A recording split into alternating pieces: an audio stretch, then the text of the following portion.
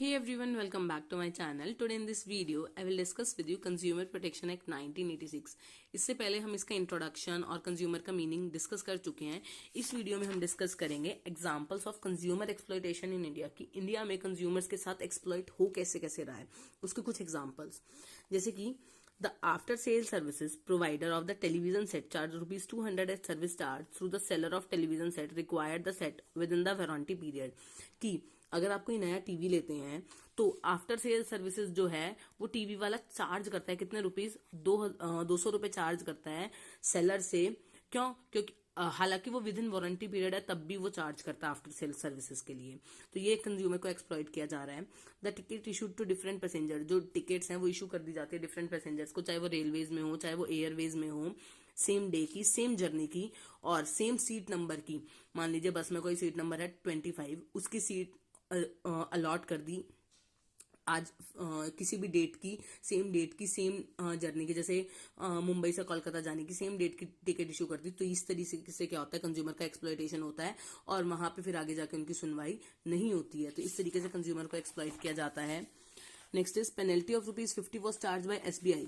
जो SBI bank है वो ₹50 की पेनल्टी चार्ज करता है चेकबुक को इशू करने के बाद. और जब वो चेकबुक इशू करते हैं तो उन्हें मिनिमम बैलेंस चेक करना चाहिए, पर वो ऐसा चेक नहीं करते और फिर वो ₹50 चार्ज करते हैं चेकबुक इशू करने के बाद कि आपके अकाउंट में मिनिमम बैलेंस नहीं था.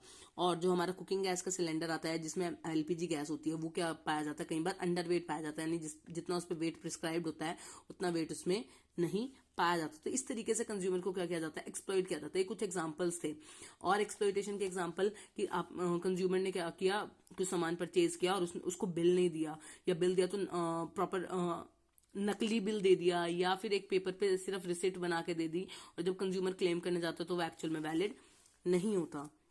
अब कंज्यूमर प्रोटेक्शन एक्ट 1986 जो इंडियन गवर्नमेंट ने बनाया, अब उसके फीचर्स क्या क्या थे. The consumer protection act 1986 was passed in 1986. ये 1986 में पास हुआ था और ये अप्लाई कब हुआ था, फ्रॉम 1 जुलाई 1987 से ये इफेक्ट में आया था. अब इस एक्ट का मेन ऑब्जेक्टिव क्या है, to provide better and all round protection to consumers. Consumer को प्रोटेक्ट करना सब तरीकों से and effective safeguard against the different types of exploitation. और अलग अलग एक्सप्लॉयटेशन के अगेंस्ट अलग अलग काम करना. डिफेक्टिव गुड्स, डिफेक्टिव सर्विसेज या डेफिशिएंट सर्विसेज प्रोवाइड करी गई या अनफेयर ट्रेड प्रैक्टिसेस दिया गया.